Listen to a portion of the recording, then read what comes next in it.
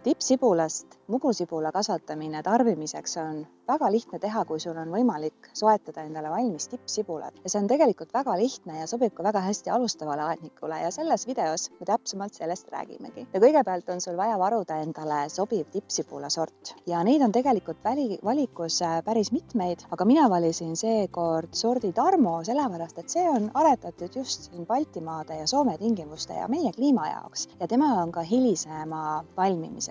Aga kui sa soovid endale kasvatada näiteks rohelise osa tarbimiseks sibulat, siis sa võiksid vaadata hoopis mingist teistsugust sorti. Ja natukene rääkisime ka rohelise sibula kasvatamisest varasemas videos, kus me kasvatasime aknalaual maitsetaimi. No väga tähtis selleks, et kasvatada just säilitussibulat, on oodata seda õiget aega, millal see tippsibul maha tippida. Kindlasti ei tohiks kiirustada ja tuleks oodata, millal temperatuurid on piisavalt soojad. Ja selleks, et tippsibul ei läheks putke, mis tähendab seda, et ei kasvata endale õievart, temperatuur võiks püsivalt olla ikkagi üle 10 kraadi. Kui ta ikkagi saab külma ja ta kasvatab endale õievarre, siis tegelikult ta seda sibulat alla ei kasvata, mida tegelikult meie ju tahaksime hiljem kuivatada ja siis hoopiski talvisel ajal tarbida. Ja sibula jaoks on oluline pinna ettevalmistamine.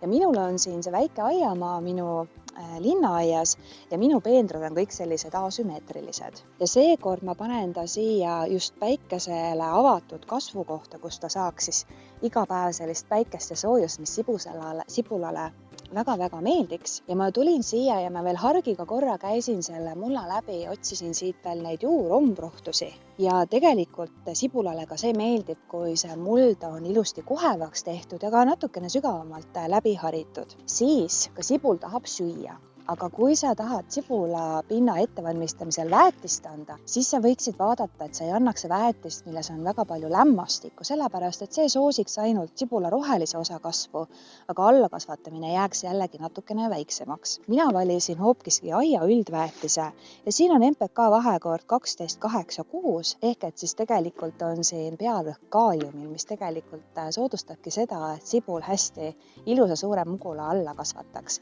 Ja kuna see on täisväetis, siis tegelikult selline aia üldväetis sobib väga hästi kõikide köögiviljade ja üldse aiamaa toetamiseks erinevate toitainetega. Ja vastavalt selle normi järgi ma saputasin siia seda väetist ja siis hargi ja rehaga ilusti ühtlaselt segasin selle siia maapinna sisse. Ja siis ma veel rehitsesin seda natukene, et see pind oleks ühtlasem, siis mul on parem sibulat maha tippida ja ka silmal on parem vaadata. Ja siis ma tegin endale valmis siia ka väiksed vaod. Minul on praegu siin selline lai peenar ja ma panen sibulat kasvama maleruudus, aga näiteks kui sinul on selline aiamaa, kus sul on nii-öelda kartulivaod sisse aetud, siis sina võiksid panna ühte ritta need tippsibulad ja see vahe võiks olla umbes 10 sentimeetrit. Aga kuna meie aednikud ju joolade ei kasuta, siis sa võidki arvestada, et see on nii-öelda see vaksavahe sinu pöiale nimeti sõrm ja sellega on sul hea seda kaugust ka vaadata. Aga mina tegin endale siia 4 väikest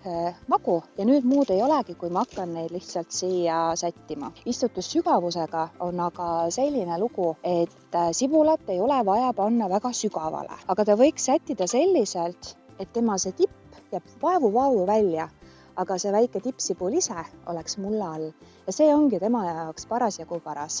Ja kui ta kasvama hakkab, siis ära ehmu, et ta natukene punnitab ennast maapinna peale. Seda ta teebki ja ta peabki tegema sellepärast, et see päikese soojus on tegelikult see, mis aitab temal kasvada ja ilusaid kvaliteetseid mugulaid alla kasvatada. No vahepealne hooldus ei ole midagi muud, et kui siit peaks nüüd mõned seemneumbrohud tärkama, siis ma vahepeal käin ja nopin need ära. Sibul kindlasti ei armasta seda, kui mõni umbrohi peaks temast üle kasvama ja teda lämmatama hakkama. Ja sibulad on valmis koristuseks siis, kui nende pealsed hakkavad vajuma, lamanduma, siis tuleks nad kuiva ilmaga kokku korjata ja hästi korralikult ära kuivatada. Ja siis ongi nad talveks valmis, et need siis kogu pimedama ja talvisema aja jooksul tarbida. Ja selle tippsibula puhul, mida sa kasvatad just selleks, et seda mugulat saada, no kindlasti on väga suur kiusatus seda rohelist pealset ka võtta. Kui sa võtad sellelt ühelt sibulalt mõned lehed, siis midagi hullu ei juhtu, aga hea oleks, kui sa jätaksid talle lehed külge, sellepärast et just läbi lehtede, just läbi fotosünteesi saab see sibul piisavalt jõudu, et kasvada. Ja kui sa need lehed ära võtad pidevalt, mida ta muidugi üritab kompenseerida ja asemele kasvatada, siis tal lihtsalt ei ole nii palju jaksu, et ilusaid sibulaid kasvatada. Nii et ma vahepeal panin nad siia niimoodi kenas maleruudus ja nüüd ma lihtsalt katan nad mullaga. Ja kui vaja, siis mõnda veel suskan natukene sügavamale, aga kuna oma hargiga kergitasin ja tegin selle mulla ilusti kohevaks, siis on neid päris kena ja lihtne siia natukene sügavamale ka susata. Ja muud ei olegi. Mina nüüd tipin veel ülejäänud tippsibulad ka maha, aga sinuga kohtume juba järgmises videos.